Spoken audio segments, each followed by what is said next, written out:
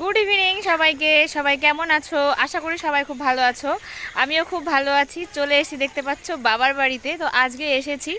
আজকে হচ্ছে বুধবার। তো কালকে হচ্ছে বৃহস্পতিবার। তো 30শে মাঘ, তো আমার কাকার মেয়ের বিয়ে। তো সেই উদ্দেশ্যেই আসা। তো সবাই আমরা এসেছি, কাকা তো বোন বলো, মানে আমরা বোনেরা বলো, সবাই এসেছি। তো ভীষণই এক্সাইটেড। তো অবশ্যই তোমাদের সাথে শেয়ার করবো ছোট ছোট ক্লিপ নিয়ে।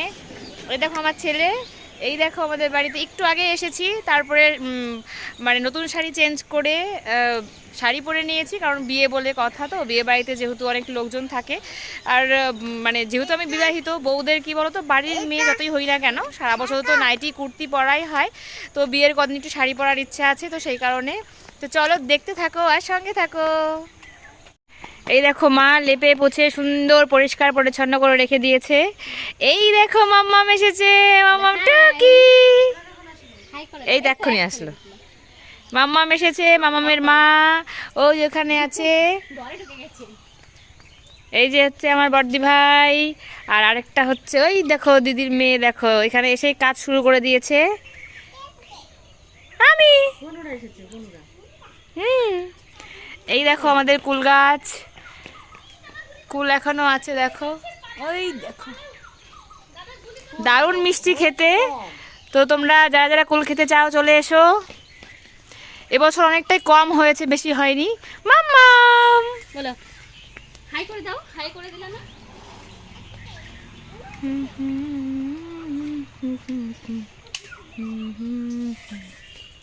অনেকেই মনে করো আমাদের পাকা বাড়ি। এর আগে একজন আমাকে বলেছে যে তোমাদের তো পাকা বাড়ি। আমি বললাম না, সামনের টুকুই পাকা, কিন্তু তোমরা পাশ থেকে দেখলে বুঝতে পারবে। ওই দেখো পুরোটাই টিনের ঘর, শুধু নিচেই হচ্ছে প্লাস্টার করা, আর সামনে এইটুকু শখের জন্য আর কি বাবা করেছে ইট দিয়ে নিজের হাতে।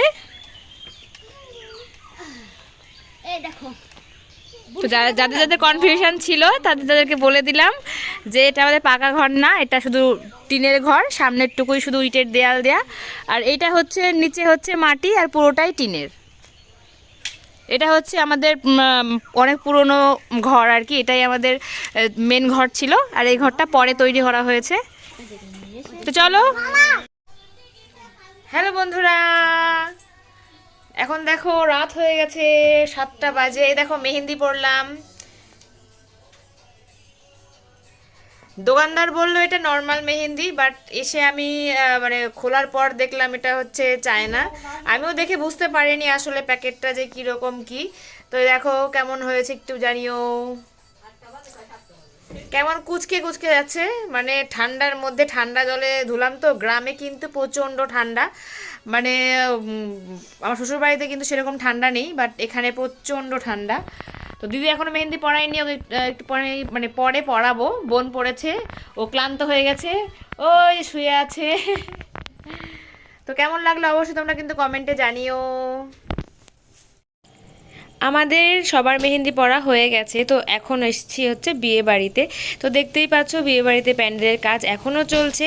প্যান্ডেলের কাপড় লাগানো হলেও এখনও কিন্তু ফুল দিয়ে সাজানো হয়নি। তো এই জন্য এখন হচ্ছে গেট সাজানো হচ্ছে। এখানে দেখো সব রেডি করে নিয়েছে ওনারা, এখন ধীরে ধীরে করবে। তো খুব সুন্দর হয়েছে প্যান্ডেলটা, তোমরাও কিন্তু জানিও কেমন হয়েছে। চেষ্টা করবো যতটা সম্ভব ততটা ফটো মানে ক্যামেরা করার। তো দেখো ভেতরে কিন্তু পুরোটা কমপ্লিট হয়ে গেছে সাজানো। তো খুবই সুন্দর হয়েছে প্যান্ডেলটা। আসলে প্রচুর মানে জায়গা আছে ওদের বাড়িতে, সেই কারণে না প্যান্ডেলটা খুব সুন্দরভাবে করা মানে পসিবল হয়েছে আর কি। তো এই দেখো এখানে হচ্ছে কাকিমা, এই যে আমার কাকার মেয়ে এসেছে, ওরা ঘুরে গেল। কি বলো তো, গ্রামে কিন্তু প্রচণ্ড ঠান্ডা, শ্বশুরবাড়িতে কিন্তু এত পরিমাণ ঠান্ডা নেই, সোয়েটার একদমই পরিনি। বাট এখানে এসে এত পরিমাণ ঠান্ডা, মাকে ফোন করে আগেই জেনে নিয়েছিলাম যে কেমন পরিমাণ ঠান্ডা আছে। তো সেই অনুযায়ী আমরা জামা কাপড় নিয়ে আসবো, সেই কারণে আমরা কিন্তু সোয়েটার চাদর সব নিয়ে এসেছিলাম। তো দেখতেই পাচ্ছ সবাই বিয়ে বাড়িতে অলরেডি চলে এসেছে। এখানে চলছে হচ্ছে বিয়ে বাড়ির খাওয়া দাওয়া। ওইখান থেকে কাকা আমাকে বলছে মানে ভালো আছিস? তো আমি বললাম হ্যাঁ হ্যাঁ। কাকা বলছে আমাদের কিন্তু ভিডিওতে তুলিস না। তো এই নিয়ে আর কি একটু হাসাহাসি হলো। তো এই দেখো এখানেও কিন্তু হচ্ছে ঝাড়বাতি লাগিয়ে পুরো কমপ্লিট হয়ে গেছে এখানকার প্যান্ডেল। এটা হচ্ছে খাওয়ার প্যান্ডেল, আর এই ডান দিকে কিন্তু একটা জায়গা আছে, সেখানে রান্না বান্না হবে। তো চলো তোমাদের দেখাচ্ছি এবার বিয়ের কনেকে। তো দেখো টাইম কিন্তু হয়ে গেছে অধিবাস করার, তো এখন সবাই কিন্তু একটু কান্নাকাটি করছে, বুঝতেই পারছো মেয়ের বিয়ে একটু তো কষ্ট লাগবেই বলো, সারা জীবনের একটা ব্যাপার। তো প্রত্যেকটা মেয়ে এই দিনগুলো আর কি মানে বুঝতে পারবে যে কেমন মানে সময়গুলো কাটে। তো খুব কান্নাকাটি করছিল ও, তো আমি এই ফাঁকে একটু একটু করে ভিডিও তুলে নিচ্ছিলাম, কি বলো তো এইগুলোই হচ্ছে স্মৃতি হয়ে থাকবে, তো সেটাই হচ্ছে ব্যাপার। তো সবাই এদিকে কান্নাকাটি করছিল, কাকিমা ওরা ঠাকুমারা সবাই মিলে, এইদিকে আমি একটু ভিডিও ক্লিপ তুলে নিচ্ছিলাম। এইটুকু হচ্ছে মানে আমাদের চিহ্ন হিসাবে থাকবে। আর যেহেতু আমি ভিডিও পোস্ট করব সেই জন্য আমি যেটুকু পেরেছি আমার পক্ষে যতটা সম্ভব হয়েছে আমি ভিডিও তুলে রেখেছি।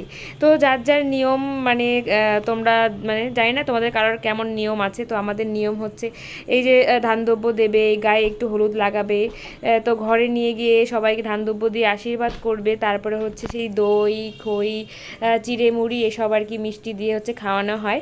তো এটাই হচ্ছে অধিবাসে রাত্রেবেলা করা হয়। তো এই দেখো বলতে বলতে বাইরের কিন্তু সব নিয়মকানুন কমপ্লিট হয়ে গেছে, চলে এসেছি ঘরে। তোমরা কিন্তু পোশাক আশাক দেখেই বুঝতে পারবে সবার যে কত পরিমাণ ঠান্ডা এখানে। তো পাকা ঘর তবুও কিন্তু ঠান্ডা, আর বাইরে তাহলে ভাবো কত পরিমাণ ঠান্ডা হতে পারে। আর আমার বাবার বাড়ি তো টিনের বাড়ি, তো প্রচণ্ডই ঠান্ডা, আর ব্ল্যাঙ্কেট লেপ দুটোই লাগে আমার। তো এখানে দেখো ঘরের নিয়মকানুনগুলো চলছে, তো দেখো সবাই মিলে বসে আছে, কোমরে হচ্ছে সুতো বাঁধা হচ্ছে, এখন অনেক রকমের নিয়ম থাকে। তো এই দেখো